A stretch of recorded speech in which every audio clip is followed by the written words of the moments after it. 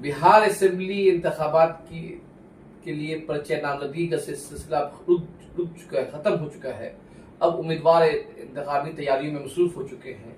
आज हम नवादा में हैं और ये जानने की कोशिश कर रहे हैं कि नवादा जिला जो मगध का एक अहम जिला है, यहाँ पे मुसलमानों की आबादी 13% के करीब है। अगर इन 13% आबादी में जो 5 हल्के हैं, इस साल महागठबंधन की जानिब से किसी मुस्लिम उम्मीदवार को नहीं उतारा गया है। इसकी वजह से मुसलमानों में शदीद नाराजगी है। सवाल ये है कि इस नाराजगी का महागठबंधन के रिजल्ट पे क्या असर पड़ेगा। ये सवाल इसलिए भी बड़ा हो जाता है कि गुज़िश्ता जो इंतखाब हुए थे 2020 में, तो मगध के इस इलाके से आरजेडी को सबकत हासिल हुई थी। तो क्या इस टिकट नहीं देने की जो नाराजगी है, तो उस सबकत को पीछे ले जाएगी। और दूसरा सवाल जो हम जानने की कोशिश कर रहे हैं कि नवादा जिला की मुसलमानों की माशी तौर पर मुसलमान यहाँ मुस्तहकम है। नवादा शहर में 30% मुसलमानों की आबादी है। यहाँ के अहम शहर में बड़ी बड़ी दुकानें और मॉल भी मुसलमानों के हैं। तो क्या ये ज़ाहिरी तौर पर है या फिर देही इलाकों में भी मुसलमानों की मईशत मजबूत है या नहीं है। और हमारे साथ यहाँ की मशहूर तंजीम है मजलिस उलमा वल उम्मा। ये तंजीम मुसलमानों में तंजीम साजी का अहम काम अंजाम दे रही है। मैं उस तंजीम के बारे में जानने की कोशिश करेंगे। नवादा शहर से हमारे अहम शख्सियात हैं। हमारे करीब में बैठे जो है मौलाना सबाहुद्दीन फलाही कासमी और मौलाना नौशाद ज़ुबैर मलिक कासमी साहब, अब्दुल्ला तारिक साहब, अब्दुल्ला आजम साहब और साजिद हुसैन साहब। अब्दुल्ला आजम साहब का ताल्लुक कांग्रेस से है, ये समाजी कारकुन है। मौलाना नौशाद ज़ुबैर मलिक मजलिस उलमा वल उम्मा से जुड़े हुए हैं। मौलाना, आपसे मेरा पहला सवाल ये है कि नवादा शहर में, जो नवादा जिला में मुसलमानों की समाजी माशी सूरत हाल क्या है। नवादा में 14 ब्लॉक हैं और मुसलमान फैले हुए हैं, जैसे कि और जगहों पे भी होता है। तो तालीमी एतबार से भी ये ज़िला पसमानदा है और समाजी और माशी एतबार से भी कोई बहुत ज़्यादा मजबूत नहीं है। हर जगह ज़रूरत है कि इसके लिए बाज़ाब्ता जो बाशऊर लोग हैं मुसलमानों में, वो मनसूबाबंदी करें और पूरे समाज को तालीमी एतबार से भी, माशी एतबार से भी और ज़रूरत है कि सियासी एतबार से भी मजबूत किया जाए। मजलिस उलमा जिसका हवाला आपने अभी दिया है, तो मजलिस उलमा 17 साल से काम कर रही है। 2008 में कायम हुई, ज़िला नवादा ही के हदूद में वो काम करती है। तो उसने एक प्रोग्राम बनाया, एजुकेशन यानी अवेयरनेस प्रोग्राम, अवेयरनेस तालीमी बेदारी कैंप लगाते हैं हम लोग ब्लॉक वाइज, और इसी तरह कानूनी बेदारी प्रोग्राम यानी लीगल अवेयरनेस कैंप्स लगाते हैं और सोशल अवेयरनेस भी करते हैं। तो ये मकसद वही है कि मिल्लत के तमाम यानी गाँव की सतह तक उनको बाशऊर किया जाए, उठाया जाए, उनको रास्ते दिखाए जाए और फिर हर कौम को, दुनिया में जितनी भी इंसानी कौमें हैं, उन सबको आगे बढ़ना चाहिए। मुसलमान भी उसी का हिस्सा हैं, तो उनको भी सबके साथ मिलकर आगे बढ़ना चाहिए, अपनी क़ुव्वत को मजबूत करना चाहिए। दुनिया में जो उनका वाजिबी हिस्सा है, जो सबको मिलना चाहिए अदल और इंसाफ के साथ, तो हमारी भी ख्वाहिश यही है, तमन्नाई भी हमारी यही है। तो ये हम कोशिश करते रहते हैं। मौलाना नौशाद ज़ुबैर साहब, आपसे मेरा सवाल ये है कि आप नौजवान हैं। मौलाना ने जिस आप ऑर्गेनाइजेशन जुड़े के तालीमी कैंप लगाते हैं, उस तालीमी कैंप के गुज़श्ता 10 सालों में जब से आप लोग काम कर, उसके क्या असरात मुरतब हुए हैं, क्या नतीजे सामने आए हैं। बहुत अहम नतीजे उसके सामने आए हैं। उसकी मिसाल ये है कि पहले मुसलमानों के स्कूल बहुत ही कम तादाद में थे पहले। अब अल्हम्दुलिल्लाह नवादा शहर में और अतराफ़ में जो मुसलमानों ने अपने अपने इलाक़ों में स्कूलें कायम की और जो स्कूलों में मतलब शरह ख़वानदगी भी बढ़ी है, क्योंकि हम लोगों का जो मजलिस उलमा का एक टीचर फोरम है, उस टीचर फोरम के तहत हम लोग तकरीबन हर ब्लॉक में, तकरीबन 14 ब्लॉक है नवादा ज़िले में, हर ब्लॉक में हम लोग साल में 2, 3, 4 ब्लॉक हम लोग टच कर लेते हैं और किसी मदरसे में, मस्जिद में, किसी स्कूल में हम लोग तालीमी बेदारी कैंप लगाते हैं। तो उसके असरात मुरतब हो रहे हैं। अभी देखिए, हमने भी एक स्कूल शुरू किया है किताब फाउंडेशन के ज़रिए इंतज़ाम सीहिन में, और हालांकि वो बिल्कुल एक शहर से काफ़ी दूर 20-25 किलोमीटर दूर है, और उस इलाके में ऐसा पॉकेट में है कि उधर बहुत मुसलमानों की कोई ख़ास आबादी भी छोटी छोटी आबादियों में है, उनके लिए हमने स्कूल कायम किया। और भी बहुत सारे लोग हर जगह पे जो है काम कर रहे हैं। नवादा शहर में भी अभी देखिए मिशन स्कूल क्या एक शुरू किया है, और भी कोई आइडियल पब्लिक स्कूल है, और दीगर होली मिशन स्कूल है, राफी स्कूल है। साजिद भाई भी देखिए तालीमी तौर पर जो है काफ़ी काम कर रहे हैं, अवाम भी काम कर रहे हैं, और यहाँ नवादा शहर में भी अभी न्यू अंसार नगर रहते हैं, वहाँ भी स्कूल चला रहे हैं। तो इस तरीके से एक बेदारी आई है और शराखानदगी भी बढ़ी है, और ख़ासतौर पर लड़कियों के अंदर भी जो है बड़ी तादाद में, हालांकि उससे कुछ समाजी खराबियाँ भी आई हैं। तो तालीमी बेदारी आई है तो उससे समाजी खराबियाँ भी आई है, जैसे लड़कियों का इधर उधर जाना, ये सब सारे जो मसाइल हैं वो अपनी जगह पे है। लेकिन बहरहाल तालीमी बेदारी आई है, बड़ी तादाद में जो है बच्चियाँ भी तालीम हासिल कर रही है, आला तालीम हासिल कर रही है। अलीगढ़ वगैरह, जामा मिलिया वगैरह बड़ी तादाद में यहाँ से बच्चे जा रहे हैं, और उनका एडमिशन दाखिला भी हो रहा है, और कई लोगों की कोचिंग वगैरह का भी इंतज़ाम यहाँ पे कर रहे हैं। और एक बेदारी आई है, और सरकारी स्कूल में भी लोगों का जो है परसेंटेज तालीमी का बढ़ा है, लेकिन बहरहाल और काम करने की ज़रूरत है। अभी अब्दुल्ला आज़म साहब, आपसे मेरा सवाल है, आप नौजवान हैं, अलीगढ़ से आपने तालीम हासिल की है। सियासत में सिर्फ सवाल हिस्सेदारी का नहीं होता है, तो सियासत में जो ज़्यादा जो अहम सवाल होता है कि सियासी शऊर का, कि अगर आप उम्मीद तौर पर सियासी जमातों में वर्कर की सतह बहुत ज़्यादा होते हैं, लीडरशिप नहीं होती, क्योंकि लीडरशिप होने की जरूरी है कि आपके पास शऊर हो। तो आप जैसे नौजवान मुसलमानों में सियासी शऊर पैदा करने के लिए नवादा में क्या काम कर रहे हैं, और क्या आने वाली नस्ल जो हमारी नौजवान नस्ल होगी उसमें किस हद तक सियासी शऊर है? सबसे पहले तो खासकर मुस्लिम कम्युनिटी की मैं बात करूं तो सोशल अवेयरनेस की बहुत ज़्यादा ज़रूरत है, क्योंकि लैक ऑफ एजुकेशन जो है ये कम्युनिटी समझ नहीं पाती कि एक्चुअल में हमें डिसीजन किस तरीके से लेना। तो कहीं न कहीं जो मुसलमानों के वोट है उनका जो बिखराव आप देखते हैं कि, और चूँकि अभी बिहार इलेक्शन चल रहा है, बिहार विधानसभा का, तो इसमें काफ़ी जो उथल पुथल हुआ है, चाहे वो गठबंधन में जो कमियां आई हैं, इसकी वजह से जो एक आक्रोश भी मुसलमानों के अंदर देखने को मिल रहा है। रही बात सियासी शऊर की, तो मैं ये समझता हूँ कि मुसलमानों को खासकर सिर्फ एजुकेशन नहीं बल्कि बिजनेस और उससे ज़्यादा अहम राजनीति का हिस्सा बनना ये बहुत मैटर करता है, क्योंकि आपकी हिस्सेदारी अगर नहीं होगी आप मेजॉरिटी में नहीं होंगे, और वो लोग जो आपकी सोसाइटी के जो इंटेलेक्चुअल लोग हैं, जो पढ़ा लिखा तबका है, वो विधानसभा और लोकसभा में आपकी कम्युनिटी की बात अगर रख पाता है तब तो आपको हिस्सेदारी मिल पाएगी। अगर आप 40 सीटें बिहार में ले भी लेते हैं, अगर आपके समाज की समस्याओं को विधानसभा में नहीं रख पा रहा, तो मैं ये समझता हूँ कि इसका कोई फायदा नहीं होने वाला। इस सवाल पे आएंगे, मौलाना से पूछेंगे। बिल्कुल। साजिद साहब, आपसे मेरा सवाल है कि आप जैसे जिक्र किया कि नवादा, ने पहले भी जिक्र किया कि नवादा में 5 सीटें हैं, और आबादी के लिहाज से कम एक सीट पे मुसलमान को टिकट देना चाहिए, लेकिन आरजेडी ने गुज़श्ता इंतखाब में कमाल मलिक साहब को दिया था, इस मरतबा नहीं दिया है।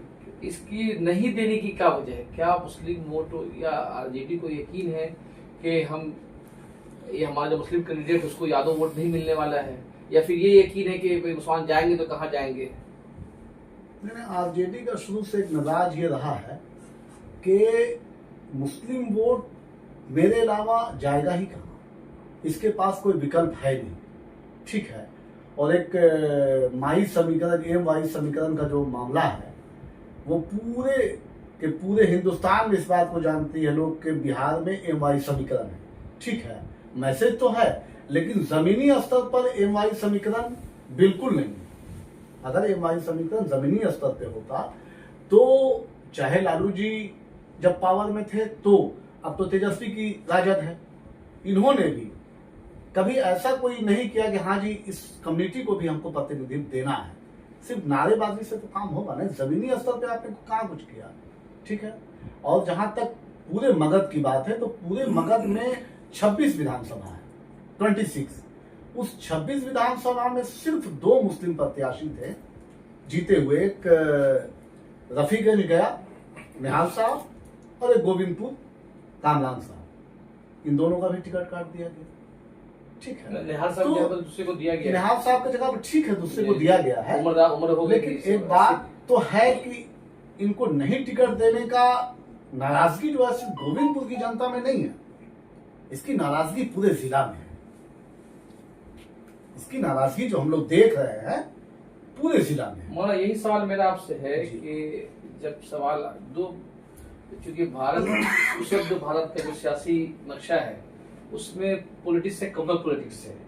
बीजेपी की पूरी कोशिश है कि सियासत जो है कम्युनल पॉलिटिक्स में चला जाए और वोट का पोलराइजेशन हो। तो इन हालात में ज्यादा अहम जो होता है तरजीहात का सवाल होता है कि अहम चीज क्या है हमारे लिए, ज्यादा कैंडिडेट को जिताना सवाल अहम है या फिर कम्युनल पॉलिटिक्स को हराना ज्यादा अहम है। और ऐसे में हम मतलब कम्युनल पॉलिटिक्स को भी हरा दें, अपने उम्मीदवार को भी जिताएं, कितना बड़ा चैलेंज है। आप कामरान मलिक के तनाजुर में बताइए ये बात। जी जी, ये तो वाकई बड़ा चैलेंज है। कमज़ोर फरीक हैं हम, तो हमारे लिए तो वाकई चैलेंज है। मुस्तकिल तौर पर जब से संघ परिवार या बीजेपी की क़ुव्वत बढ़ी है, बढ़ती चली गई है। 2014 में उन्होंने एक तरह से इस हद तक अपनी क़ुव्वत बढ़ा ली कि सब बेबस नज़र आते हैं। पहले भी बीजेपी को कमज़ोर करने या शिकस्त देने के लिए मुसलमान गौर किया करते थे। आज भी सूरत हाल ये है कि वो नुक्ता हटा नहीं है। मतलब ये है कि हम इतने आज़ाद नहीं हैं कि हम ये सिर्फ सोचें कि हमारी हिस्सेदारी और हमारी नुमाइंदगी और हमारी पूरी बजाय हमको बैलेंस करना पड़ता है। जब हम इस पर गौर करते हैं कि हमारे इलाके में जितने बड़े इलाके में भी हम गौर करें तो उसमें हमको कई चीज़ें देखनी पड़ेंगी। यानी जिस तरह शतरंज में होता है कि वो सारे जो मोहरे हैं उन सबको नज़र में रखना पड़ता है, किसी एक चीज़ को देखकर आप फैसला नहीं कर पाते। तो सिचुएशन वैरी कर सकती है मुख्तलिफ जगहों पे। बुनियादी उसूल ठीक है। सियासत की जब हम बात करते हैं तो जिस तरह तमाम कम्युनिटीज़ सियासत की बात करती हैं उसी तरह मुसलमान भी सोचते हैं और सोचना चाहिए कि हमारी जो हिस्सेदारी है, हिस्सेदारी का लफ्ज़ सही उस माना को अदा करते हैं जो सियासत में होना चाहिए। हिस्सेदारी का मतलब खाली वही हिस्सेदारी नहीं है कि आपने लोकसभा या विधानसभा में जो कुछ हासिल कर लिया। वो जब हम इस नुक्ते पर हिस्सेदारी की बात करते हैं तो हम पूरा जॉब में सारी चीज़ों में गवर्नमेंट की सारी चीज़ों को बोलते हैं। हिस्सेदारी एक लफ्ज़ पे वो सारी बातें आती हैं। लेकिन फिल फॉर जो अभी मसला दरपेश है इलेक्शन का, तो हिस्सेदारी से मुराद सीधी है। वो यह है कि विधानसभा यहाँ 243 सीटें हैं तो उसमें हमारी जितनी होती हैं 40-42 सीटें वो हमको मिलनी चाहिए, यानी रिजल्ट में आना चाहिए। खाली ये नहीं कि उतने कैंडिडेट खड़े हो गए, कैंडिडेट तो हार भी जाएंगे तो हमको 10 ही मिल सकती है, हो सकता है। जी जी। तो नहीं, हमारा मामला यह है कि यहाँ का जो सिस्टम है अदल पर चलता है। यहाँ का जो आइन है उसकी प्रिएम्बल में लिखा हुआ है कि जस्टिस होना चाहिए, सोशल जस्टिस की बात कही गई है। तो वो हमको वो हिस्सा मिलना चाहिए, दुनिया में सबको मिलना चाहिए। हम किसी के मुखालिफ नहीं, सबको मिलना चाहिए। तो मुसलमानों को भी सोशल जस्टिस के तहत और जस्टिस के तहत वो जो सियासत और इख्तियार में हिस्सा मिलता है इंतजाम में, वो हमको मिलना चाहिए। अब हमको ये देखना पड़ता है कि कुछ कम्युनिटीज़ ऐसी हैं जो मुसलमानों के दुश्मनों में हैं, उन्होंने नफरत पाल ली है और उसकी वजह हम मुसलमानों को समझ में नहीं आता। एक और वजह है, जब दुश्मनी होती है तो दुश्मनी की कोई वजह होती है। अगर हमको ये मालूम हो कि हमारा दुश्मन है और इस वजह से, तो उस वजह को दूर करना, उस सबब को दूर करना आसान होता है।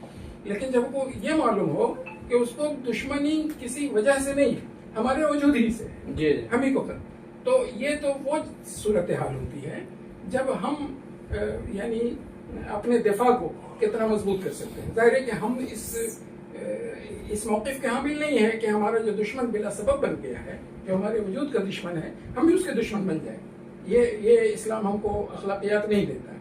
जो मुजरिम है उनके जाहिर है कि उनको कानून के तहत जो कुछ भी होगा दिया जाएगा, सज़ा वगैरह। तो कहने का मतलब ये चैलेंज तो मौजूद है। जो ताकत मिल गई नफरत के दाइयों को, नफरत के जो लंबरदार हैं, तो मुसलमानों को तो खौफ है, जाहिर सी बात है। वो अखलाकियात के भी कायल नहीं है, वो तो हर हद को पार कर सकते हैं। जो देख भी रहे हैं हम लोग, मॉब लिंचिंग ये वो सारे कानून की खिलाफ वर्जियाँ कर रहे हैं, आइन के तहत भी और कानून भी, सबकी खिलाफ वर्जी कर रहे हैं। तो ऐसी सूरत में मुसलमानों को तो बहुत नाजुक सूरत हाल में हम रहते हैं। हम एक विधानसभा को अगर हम देखेंगे तो हम उसी हिसाब से फैसले करेंगे। और हमारी कोशिश ये तो हर हाल में रहेगी कि भाई वो उस फिक्र नज़र के लोग ना आए जो हमारे साथ दुश्मनी रखते थे। तो कहने का मतलब ये है कि नाजुक मामला है, और मुसलमानों के जो ज़हीन लोग हैं, जो सियासी बसीरत भी रखते हैं और जो अमली तौर पर भी वाकिफ़ हैं सियासत से, उनको मिलजुल करके बैठ करके पूरे इस बिहार है इस वक्त सामने, तो 243 वोटों के सिलसिले में एक फार्मूला बनाना चाहिए, एक एक जगह को मुशख्खस करना चाहिए और देखना चाहिए कि वहाँ मुसलमानों की क्या सूरत हाल बन सकती है। मुसलमानों में इज्तिमाइयत की भी कमी है। लोग तो हम ये सुनते हैं कि लोग ये कहते हैं कि मुसलमान जिधर वोट देता है सारी कम्युनिटी एक तरफ देती है। ये गलत ख्याल प्रोपेगेंडे के तौर पर मीडिया में कहा जाता है दूसरों की तरफ से, ये भी सही नहीं है। मुसलमान भी और ही कम्युनिटीज़ की तरह से बिखरते हैं, कभी एकजुट हो जाते हैं, कभी बिखर जाते हैं, तो ये होता रहता है। तो ज़रूरत है कि मिल्लत के जितने लोग हैं वो खुद इस पर गौर करें और अपने वोटों को 70% तो तब काबू में रखना चाहिए कि मिल्लत के हक में और हमारी कम्युनिटी के मफाद में, किसी के खिलाफ नहीं, अपने मफाद में जो सूरत हाल हो, जो मौक़िफ़ हो, जो उसी को अपनाना चाहिए। नौशाद ज़फ़र साहब, आप तीनों आदमी से सवाल है, जी 2-2 मिनट का जवाब देना आप जी कि अभी जो आपके जिला में जो नाराजगी है महागठबंधन को लेकर, और आप लोगों ने जो ऑफलाइन जो नाराजगी का इजहार किया, क्या ये नाराजगी उस वोटिंग के दिन तक रहेगी या फिर आप लोग उस फार्मूले में चले जाएंगे, भाई बीजेपी को हरा दो?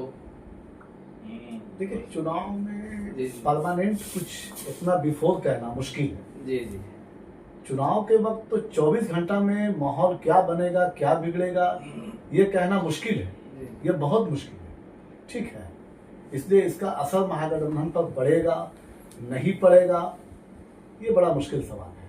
जैसे लेकिन नाराजगी जो है, जैसे वो आप है। लोगों ने कामाल मलिक साहब को टिकट नहीं देने की जो नाराजगी पूरे जिला में है, जी जी और कामाल मलिक साहब आजाद उम्मीदवार खड़े हैं, जी जी अगर आप गणित देखेंगे पिछले इलेक्शन का तो 13% मुस्लिम वोट है, 13-14% 13 पॉइंट कुछ है जी, और यादव वोट 12-11%, लमसम 14%। तो यादव तो मुझे ऐसे कोई वजह समझ में नहीं आती कि यादव कामाल मलिक के साथ खड़े होंगे अपने तेजी यादव को छोड़कर। तो आखिर कामाल मलिक जीतेंगे तो कैसे जीतेंगे? लेकिन जीतना हारना ये इशू नहीं है, ये जी। सवाल हमारा नहीं ये है। फिर आप कामाल मलिक से नाराजगी के तौर पे खड़े हैं? बस ये कह लीजिए कि नहीं मिलने से लोगों में ये नाराजगी देखी जा रही है, जी। लेकिन ये नाराजगी इलेक्शन तक कायम रहेगी नहीं रहेगी, ये तो मुश्किल है। मुश्किल है। अब्दुल्ला साहब, आप जो कांग्रेस करते हैं लेकिन आप लोग भी नाराज हैं, तो क्या पार्टी की वफादारी अहम रहेगी या फिर क्या बोलते हैं या फिर आप यहाँ के लोगों के जज्बात का ख्याल करते हुए हवा जिस तरफ चले उस तरफ चले जाएंगे? देखिए, पार्टी के अपने प्रोटोकॉल होते हैं। अभी अशोक गहलोत जी आए, बैठक हुई, इस पर निर्णय लिया जा रहा है। लेकिन अब देखना यह होगा कि जो कई जगहों पे, ऐसा नहीं कि सिर्फ नवादा में गलत हुआ है, तेजस्वी जी ने जो किया है वो पूरा ओवरऑल बिहार में जो गड़बड़ियाँ हुई है, तो कांग्रेस पार्टी को इस पे विचार करना चाहिए। और एज ए कांग्रेस लीडर मैं राहुल जी से कहा भी था कि इसका नुकसान ट्विटर पे आपको उठाना पड़ सकता है। अब ये कांग्रेस के आला कमान को तय करना है कि टिकट का जो बंटवारा हुआ है वो गलत हुआ है, तो इसका नतीजा क्या होगा, ये तो लोग तय करेंगे। लेकिन मुसलमानों को आप क्या देंगे, ये बहुत मैटर करता है। तो एज ए कांग्रेस लीडर मैं खुद सोशल मीडिया के माध्यम से, अपने पार्टी के आला कमान से मैं खुद ये मांग कर रहा हूँ कि इस बार आप सामाजिक न्याय की बात कर रहे हैं, तो आप ये बताएं कि 1990 से भागलपुर दंगा के बाद मुसलमानों ने कांग्रेस को छोड़ दिया, इसके बाद कांग्रेस कभी सर्वाइव नहीं कर पाई। तो अब ये बताएं कि अगर आपको मुसलमानों का वोट चाहिए तो मुसलमान आपको क्यों वोट करें?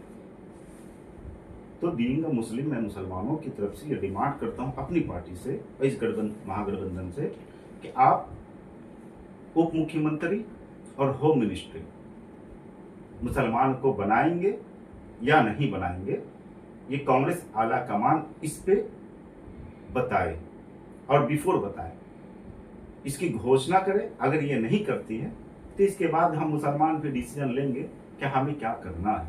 इसके लिए हमारी टीम है, तमाम जिम्मेदारान हैं, बड़े बड़े दानिश्वर लोग हैं, उनके साथ बैठ के एक मीटिंग होगी कि अब क्या करना है।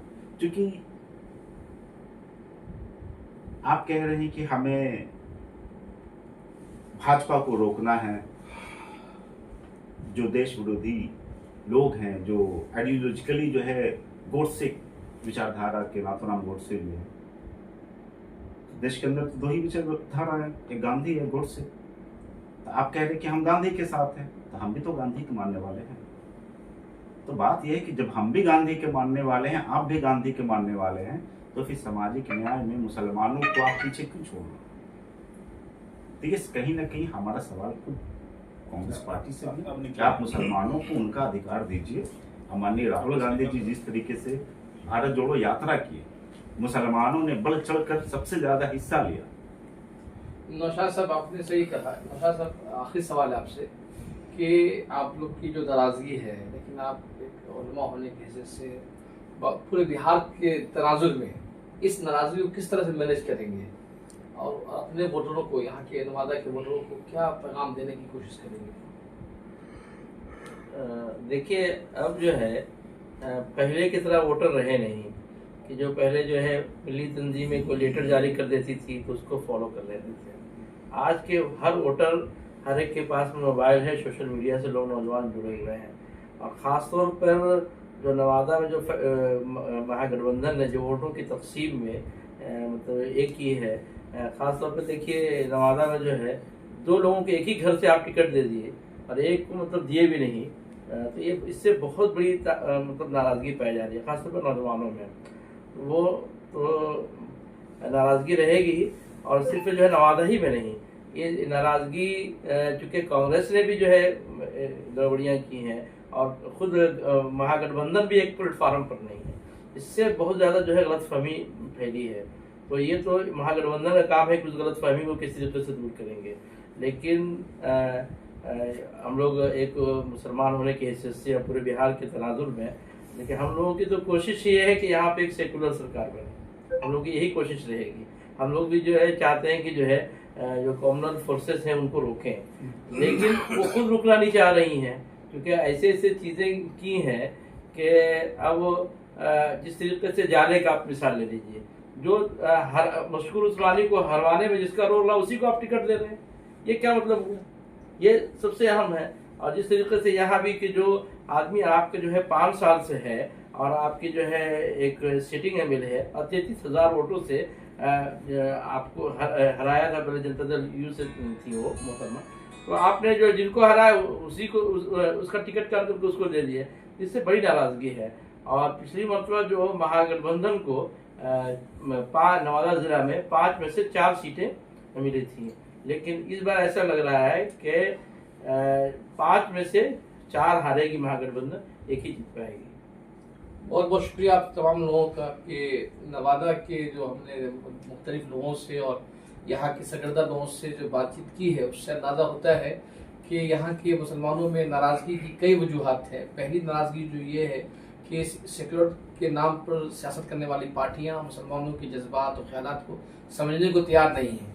और दूसरा सबसे अहम बात यह है कि सिर्फ हिंदू मुस्लिम की सियासत के नाम से मुसलमानों के जो बेसिक एजेंडे हैं, मसाइल हैं, तालीम, सेहत, और उस पर सियासी जमातें बात करने को तैयार नहीं हैं। और इसकी वजह से यहाँ के मुसलमानों में नाराज़गी भी है। अब देखना ये है कि मुहिम के दौरान ये जो आरजेडी हो या कांग्रेस हो, इस नाराज़गी को किस तरह से टैकल करती है और यहाँ के मुसलमान किस तरह से वोटिंग करते हैं, इसका उसी दिन मालूम होगा जिस दिन बताए जाएंगे। आप तमाम लोगों का बहुत बहुत शुक्रिया।